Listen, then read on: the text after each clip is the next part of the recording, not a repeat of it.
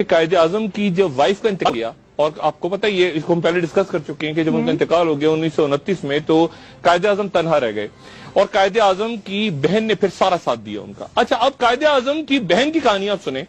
کہ قائد اعظم کے انتقال کے بعد 2 سال تک قائد اعظم کی بہن کو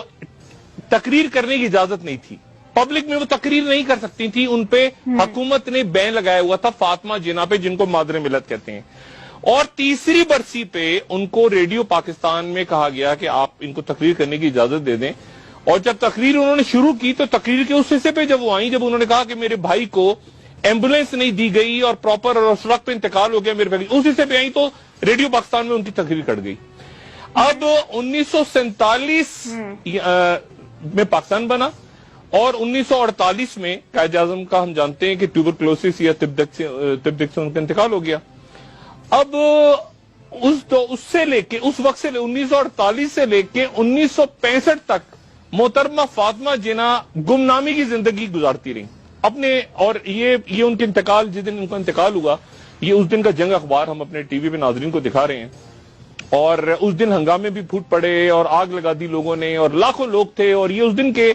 دن کے اخبارات کی میں فوٹیج آپ کو دکھا رہا ہوں جس دن فاطمہ جناح کا انتقال ہوا۔ اور ان کا انتقال اس طرح سے ہوا کہ رات کے وقت اچانک اعلان کیا گیا کہ فاطمہ جناح کو دل کا دورہ پڑا ہے اور وہ انتقال کر گئی ہیں، اور جتنے بھی لوگ اس وقت موجود تھے، سیاستدان تھے، باقی لوگ تھے، انہوں نے الزام لگایا کہ فاطمہ جناح کا انتقال جو ہے وہ نہیں ہوا طبعی طور پہ، بلکہ انہیں قتل کیا گیا ہے۔